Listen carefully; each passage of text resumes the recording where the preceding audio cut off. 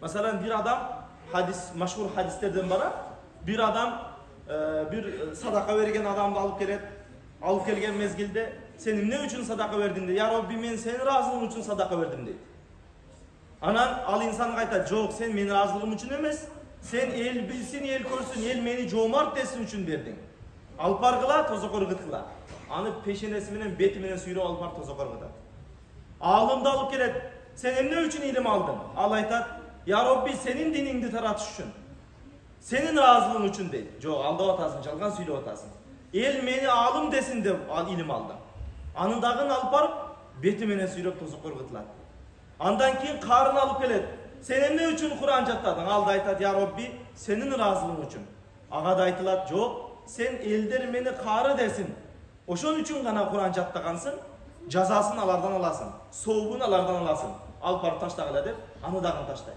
Бир нече инсандарды кыяматта мына ушундай бир жазалар менен жазаланат. Эмне үчүн? Бул дагы эл билсин, эл көрсүн үчүн кылынган үчүн ушул амалдар. Эл көрсүн, эл билсинден сооп амал жок экен туугандар. Ошон үчүн кандай амал кылбайлы, кандай ибадат кылбайлы, аз болсун, аз болсо да амалдары, ошол амалдарда ниетибиз жакшы болсун. Аллах разылыгы үчүн болсун. Эл көрсүн үчүн болбосун. Биз билгенден айылда медресе салдык, өзүбүздүн айылга. Ошол медресеге салым кошкондордун арасынан ушундай бир инсандар болду мен билгенденчи.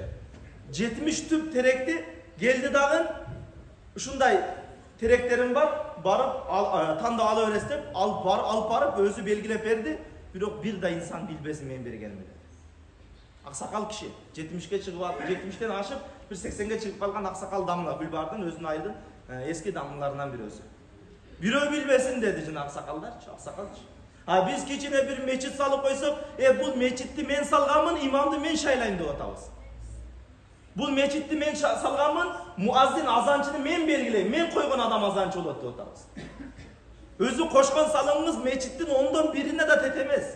Калганын өзү эл салган. Кичине бир элден караганда көбүрөөк салым кошуп койгон, анан кийин мечитке кожоюнчулук кылып атат да. Андай эмес туугандар. Бул бир кылган амалдарыбыз, бир амалды кыла турган болсок, мына ошол амал калыс Аллах үчүн болсун. Аллах разылыгы үчүн болсун. Мечитти башкарыш үчүн, ал жерге бир имам дайындаш үчүн эмес. Эл билбесин, жашыруун берилген садака, ашкер берилген садакадан канча эсе сообу күчтүүрөөк болот. Ошон үчүн садакаларды дагы берип атканда, айтат го, кыяматта эмне 7 түрдүү инсан Аллахтын аршынын көлөкөсүндө болот дейт. Алардын бирөөсү бир инсан тасаддака би садака, хатта туфиха хатта ла та'лам шималу бима санаат яминуху дейт. Мына ушундай бир деңгээлде жашыруун садака кылган инсан дейт. Кыяматта аршынын көлөкөсүндө болот экен бул адам.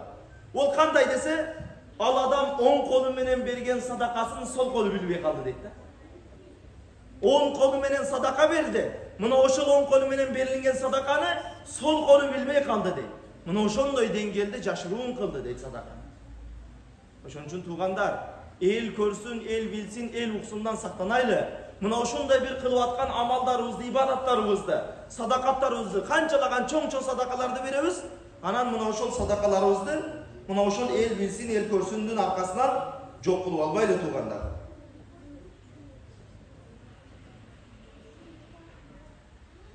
وروي عن بعض الحكماء أنه قال: مثل من يعمل الطاعة للرياء والسمعة كمثل رجل خرج إلى السوق وملأ كيسه حصاة فيقول الناس: ما أملأ كيس هذا الرجل فلا منفعة له سوى مقالة الناس، ولو أراد أن يشتري به شيئا لا يعطى به شيئا، كذلك الذي عمل للرياء والسمعة لا منفعة له من عمله شيئا سوى مقالة الناس ولا ثواب له في الآخرة. Alımlar aytат, bir amaldı el körsün üçün kılgan adamdın misalı deyt. Muna ошол adamdın misalı. Bir insanda okşayt deyt. Çöntөгүнө жык таш толтуруп алып базарга барган адамга окшош дейт. Же болбосо кошелегүнө жык кагаздарды салып алып базарга барган адамга окшош дейт. Сыртынан карасаң чөнтөгү толо. Чөнтөгү алтынга толот. Сыртынан караган адамдар эмне деп ойлойт? Bunun katmanı, bunun çöntөгү алтынга толо экен деп ойлойт. Бирок ал ташка бир нерсе сатып ала аласың, ала албайсың. Жөнөкөй кагазга бир нерсе сатып аласыңбы? Ала албайсың. Жөн эле базарга бардың, элдер айтып атат, мунун чөнтөгү кандай акчага толо, кандай бай адам экен деген айтып аткан сөзү гана бар, бирок ал таш менен эч нерсе сатып ала албайт дейт. Мына ошол эл көрсүн үчүн кылган амалдын дагы мисалы кудум ушундай дейт. Анын мисалы ушундай, ал чөнтөгүнү ташка толтуруп барган, акыреткечи амалдарды кылган, бирок ал амал менен акыретке барганда инсандардын бул кандай такыбалуу эле, бул кандай намаз окуйт эле, бул кандай садака берген эле деген сөздөн башка эч нерсе жок дейт. Аны менен акыретте бейишти сатып ала албайт, аны менен акыретте бир пайдасы жок болуп калат дейт.